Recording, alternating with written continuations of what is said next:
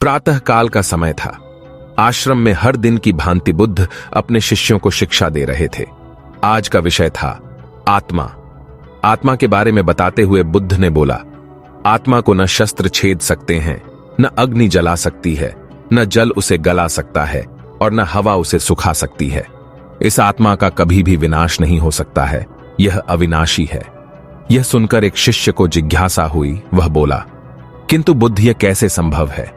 यदि आत्मा का अस्तित्व है, वो अविनाशी है, तो भला वो इस नाशवान शरीर में कैसे वास करती है और वो हमें दिखाई क्यों नहीं देती?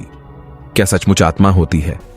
बुद्ध मुस्कुराए और बोले, पुत्र, आज तुम रसोई घर से एक कटोरा दूध ले लेना और उसे सुरक्षित अपने कमरे में रख देना और कल इसी समय वह कटोरा लेकर यहां उपस्थित हो जाना।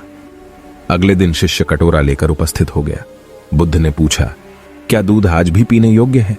शिष्य बोला, नहीं बुद्ध, यह तो कल रात ही फट गया था, लेकिन इसका मेरे प्रश्न से क्या लेना देना? बुद्ध शिष्य की बात काटते हुए बोले, आज भी तुम रसोई में जाना और एक कटोरा दही ले लेना और कल इसी समय कटोरा लेकर यहां उपस्थित हो जाना।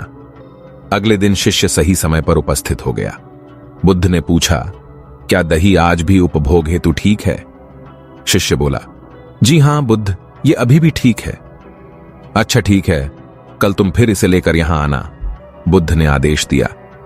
अगले दिन जब बुद्ध ने शिष्य से दही के बारे में पूछा तो उसने बताया कि दही में खट्टास आ चुकी थी और वह कुछ खराब लग रही है।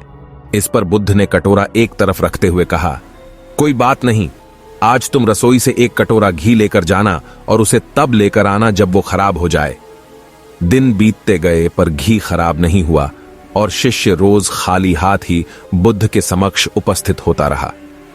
फिर एक दिन शिष्य से रहा नहीं गया और उसने पूछ ही लिए, बुद्ध, मैंने बहुत दिनों पहले आपसे प्रश्न किया था कि यदि आत्मा का अस्तित्व है, वो अविनाशी है, तो भला वो इस नाशवान शरीर में कैसे वास करती है और वह हमें दिखाई क्यों नहीं देती? क्या सचमुच आत्मा होती है? पर उसका उत्तर देने की बजाय आपने मुझे दूध, दही, घी में उलझा दिया। क्या आपके पास इसका कोई उत्तर नहीं है? इस बार बुद्ध गंभीर होते हुए बोले, वत्स, मैं ये सब तुम्हारे प्रश्न का उत्तर देने के लिए ही तो कर रहा था। देखो, दूध, दही और घी सब दूध का ही हिस्सा है, लेकिन दूध एक दिन में खराब हो जाता है, दही 2-3 दिनों में, लेकिन शुद्ध घी कभी खराब नहीं होता। इसी प्रकार आत्मा इस नाशवान शरीर में होते हुए भी ऐसी है कि उसे कभी नष्ट नहीं किया जा सकता।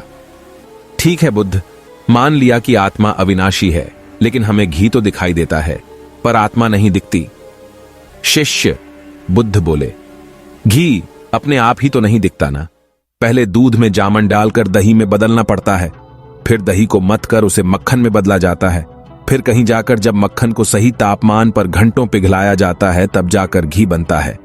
हर इंसान आत्मा का दर्शन यानी आत्मदर्शन कर सकता है, लेकिन उसके लिए पहले इस दूध रूपी शरीर को जागरूकता रूपी जामन से पवित्र बनाना पडीडी डहता है। उसके बाद कर्म की मथनी से इस शरीर को दीन दुखियों की सेवा में मथना होता है और फिर सालों तक साधना व तपस्या की आंच पर इसे तपाना होता है, तब जाकर आत्मदर्शन संभव हो पाता है।